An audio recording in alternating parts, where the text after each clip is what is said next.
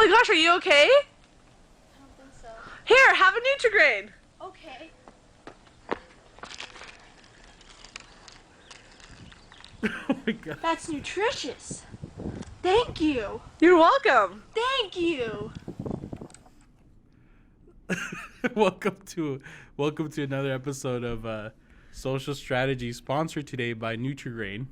Please put a note that they're not really sponsoring us. I don't want to get in trouble. But I'm here. My name's Javier. This is Shelby. Hi. So we wanted to show you that video for what reason again? Because the topic today thank you. is how personal should you be in your content, which Javier insisted that this video play at the beginning of the episode. It has to. And I'm really confused because that was a high budget commercial. So I don't really understand what you mean How did by that sponsorship end with Nutri-Grain? They stopped returning my calls. So I don't know. I thought it was very relatable. It was shot in the suburbs of Wickenburg, Arizona. Can I get a W for Wickenburg? We used to say that. The reason why I want to show that video, and it's because most people have this fear of, they don't know how much to show on camera. How personal to be? Yeah, because they think they have to have another voice, another character, another everything. And I totally agree with that to some extent. But you want to think about Shelby here. See, that video, was it funny? Yeah. I think it's for her. How old were you there? 12 again? You insisted on this video playing just to roast me. So how old were you then? I was 12. Okay, 12-year-old Shelby. She posted that video. Proud of it. It was your idea. It was your message to Nutri-Grain. You put it up there, right? Were you embarrassed? No. No. Are you embarrassed now? No, of course not. No, never. The point is, she put it out there because it's something she believed in and created it. She probably could have shot it again and, maybe a little less goofy. Maybe shot it again with some other angles and whatnot. But whatever what she had, she did her best and she put it out there. And I think personally, not only not talking about that video, but like here in general, it makes her a lot more personable. And if you're watching this or hearing it, you probably like her a little more now. Fingers crossed. Or you hate her. I certainly don't like you anymore after that. So, you're always more of a Nature Valley guy, huh? Yes, I don't. Actually, I love Crumbs Nutri-Grain. everywhere. I love Nutri-Grain. Yes, okay, that's enough. So the point is that by showing these little things of your personality that might be embarrassing, you're actually gaining the favor of the audience. And I wanted kind of to put her out there and embarrass her a bit because it just helps. So one of the things when I'm editing a video, right, I make mistakes, believe it or not. Sometimes I'll talk too long or I'll make an error and I have to cut it and restart the word. Sometimes I say something goofy like butt or fart, during it. And occasionally I'll leave it in. I'll just mess up. I'll laugh anyways, and I'll keep going. And the little stuff like that, don't get me wrong, that's not why my videos work, but it's those little touches like that that really makes people just, I've had people that meet me in person that say, I love that your videos aren't very, that high-end or professional. You make mistakes. It's like you're talking to me. It's like you're there. It's like you're personable. I also believe when it comes to video, you should always have some kind of sense of your personality, not what you're trying to sell. I have known a lot of realtors who put their favorite sales books in the back or real estate textbook or their degrees or their top sales awards. No, throw those away. You want to have one thing, but not everything. What makes you personable? I personally have a lot of little video game memorabilia of my favorite games, Fallout, Borderlands, a bunch of fun stuff, Star Wars as well, and I have it there to just show people I don't know, I showing personalities of myself. If you guys don't know about me, I'm kind of a nerdy guy who's found this niche with real estate, and I happen to really know what I'm doing, and it's working out. I'm still a nerd.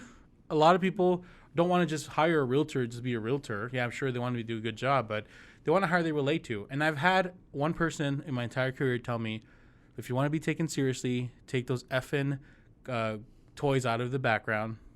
That was one person. But guess what? I've had dozens of people that have hired me who also play those games that they felt more comfortable and they reached out to me because of that. Mm-hmm.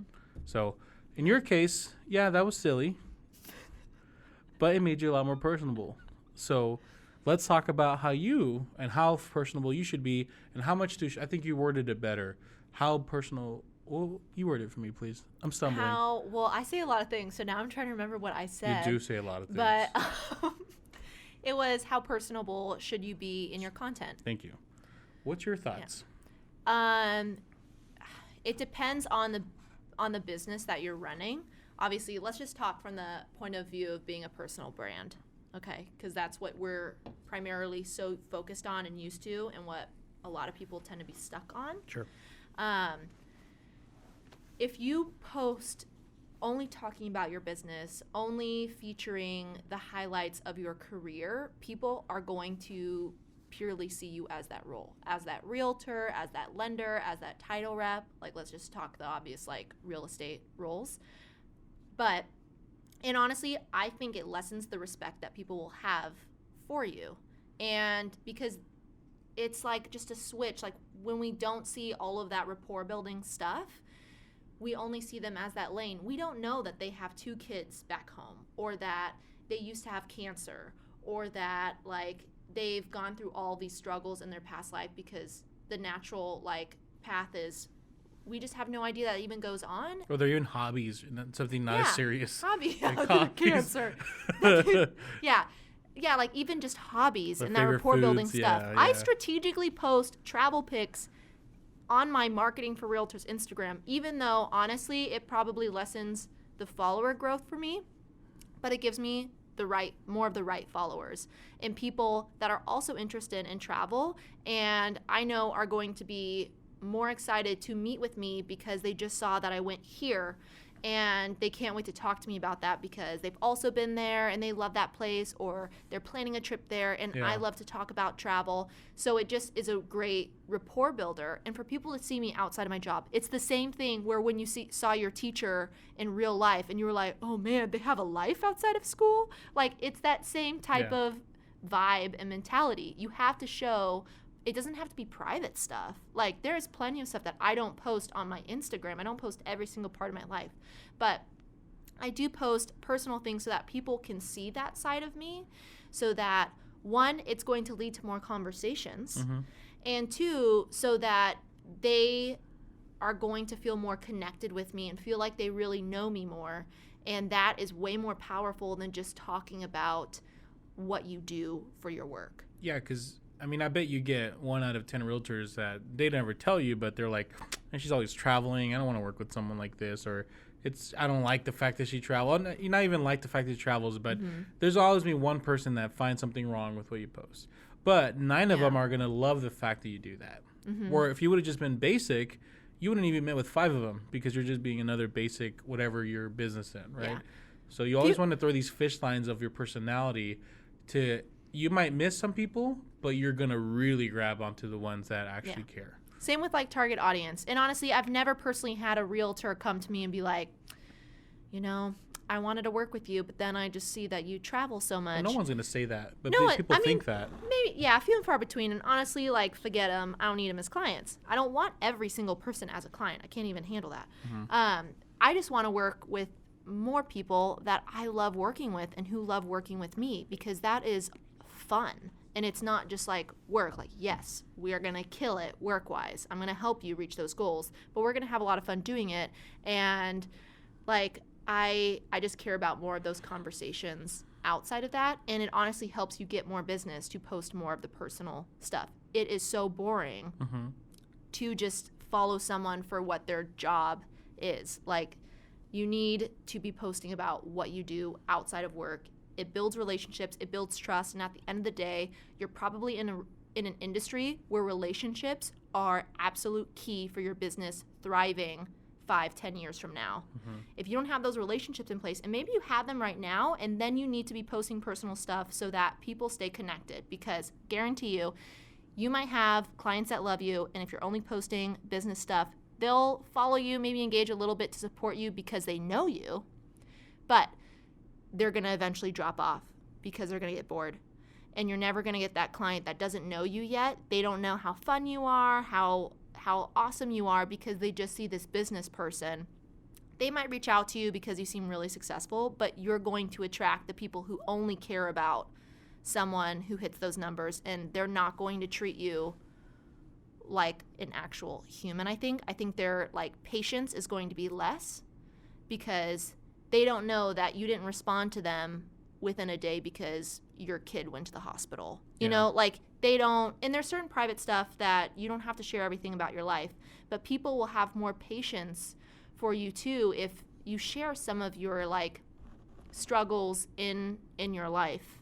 I don't know. I just well that plays in the next part before let's say there's a pool. I love my analogies. And the pool is, if you go all in 100%, it's your what are we talking about again? I'm struggling on the word personable. Personability. Should you be in your content? Personal. What's the noun? Personableness. Personable. Because it's not personality. It is showing personality. More of who you are. Yeah, show who you are. Okay, so 100% being showing everything about who you are and your flaw you got. How much should they dip their, like, what percentage are they going in? And being outside of the pool is being professional. How much are they in the pool? How much are they being professional? Okay. So I honestly hate this question because so much of content can be both. I understand, but in general, I can answer me first since you hate this question so much, and then you can rebuttal if you can or whatever, okay? I personally think in everything, it should be 60% in the pool, personality, 40% not. Here's why. Just my opinion. You want to remind people of what you do, but you want to have things, you want to work with people who you like, and you want to show who you are as a person. So, and then, because ultimately, at least on YouTube, people will subscribe and like you for who you are, not because of the content you make. So on YouTube, I give a lot of value. However, I'm also trying to show my personality as much as possible. So for example, I always talk about how I hate realtors on YouTube. I shouldn't say hate. I really don't like the real estate industry and how they treat clients sometimes. And I say that, and I talk about that, and I get maybe a little salty. I give my opinions, and they're my personal opinions, and sometimes they're true or not true. I share about my personal life, my kids, everything, and all the other. But at the same time, I also try to keep it professional. If there's something that's super fresh, like I heard somewhere once, I think we heard it together, that you never want to post a wound, you want to post a scar. Mm-hmm. So if someone just called me out on a racist remark, I wouldn't go on Instagram and automatically just talk about it and how distressed I am and how sad I am, because that's not going to be correct. Mm-hmm. So that's why I wouldn't go 100% in. However, it would not be wise to not talk about that either, because then people aren't learning who you are as a person and growing with you. So I would eventually let that wound heal. And then I'd make a post about it and say, you know what, the other day this happened, in this country, I've learned this, that, or the other. And odds are, once you've let that wound heal, you're going to post something a lot more, that's going to be received better in people's ear.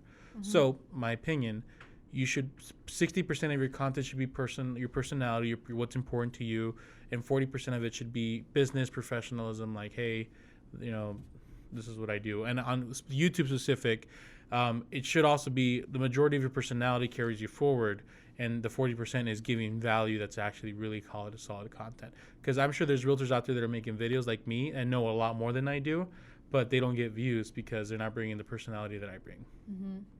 Okay, I like that. I think it depends if the Instagram is like more business to business versus like as a realtor, everyone is a potential client. So let's not talk about realtors. Business to business or business to consumer? What's the difference? Yeah, like straight to consumer where everyone is a potential Can you just quickly client. explain that for someone who might not know? So like business to business, for example, I am a title rep for a title company at Boulder Public Title.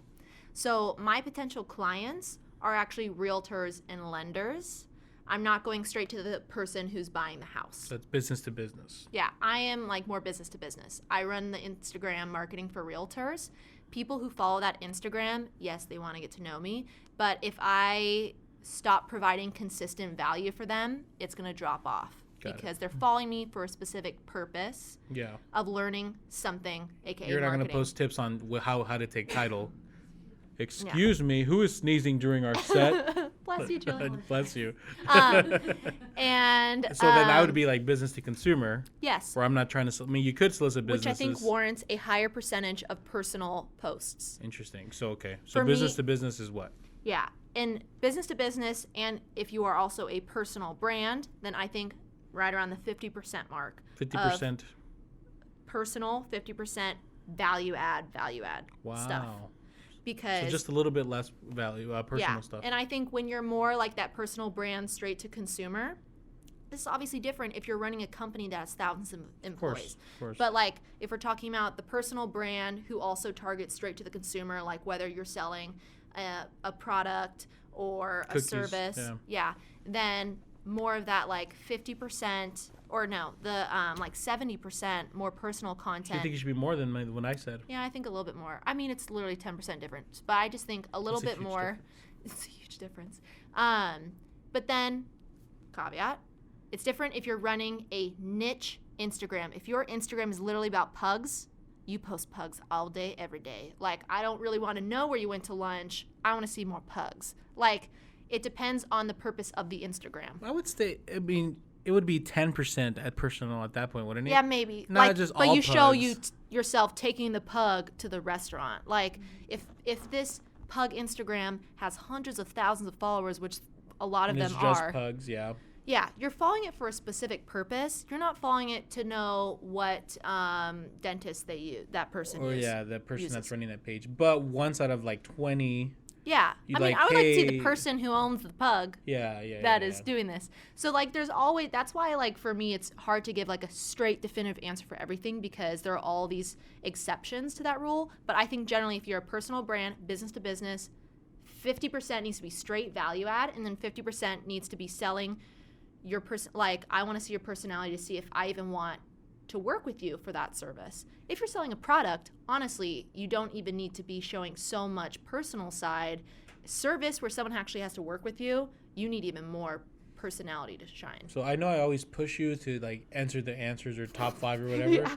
So just to be clear, these are just like in video. This makes you uncomfortable because it's on document and now I can never change my opinion. On the contrary, I might change my opinion if like you 6 have months from now. specific things that maybe it's kind of a weird situation, you can always DM us and we'll answer your question. Right?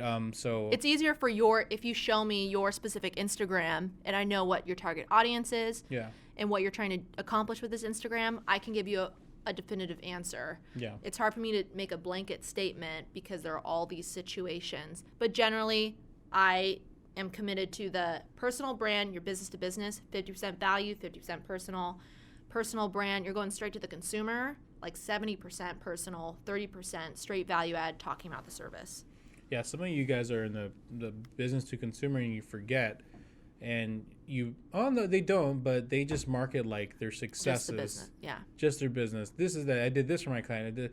Which is, this is great, but if you're doing all business, then you're not going to get nothing. Like people want to know about you. And you're going to attract just an interesting, high maintenance client probably if you're talking about all the ways you like save money. Sometimes you can't save that much money. I have so many clients come to me and they're like, I don't know why I'm only getting clients who can only afford this type of house. And then I look at their marketing, I'm like, you realize you're only talking about like credit repair, down payment assistance. Like, of course you're going to attract that type of client because you're producing content for that kind of client.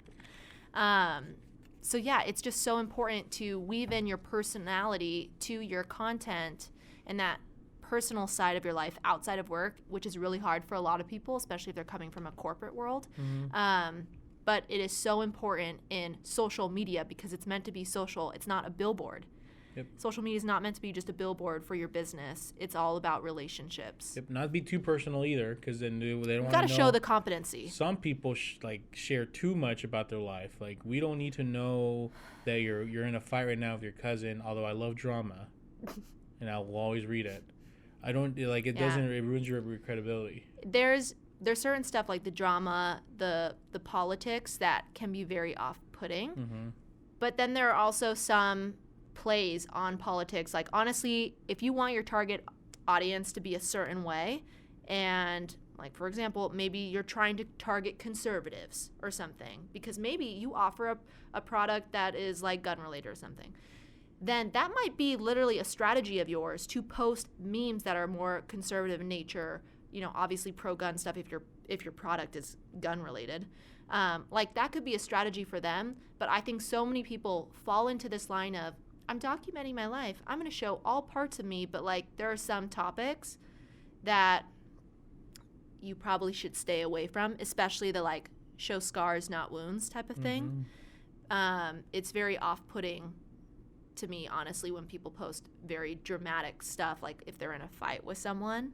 Or you post like these shady posts, like when they don't not support me, but I will figure out a way. Like you're being like shady or like being like that's like keep it to yourself. Yeah, the only drama I want in my life is Bachelor on Monday nights. Bachelor. Like that's all I can handle. Everything else just needs to be fun and talking professional. About those gun rights and the politics, what's your stance on that? Stop. Thank you so much for watching this episode. Wait, hold on. What's your stance on that? He's joking, you guys. I'm not joking. I will never. We will not. We will never go there. We're not going there at all. Thank you guys so much for watching. We appreciate your time. Next episode, Shelby will discuss an entire political platform and what she believes. We're gonna talk about gun rights, abortion. We're gonna talk about immigration. We're gonna just put it on the table.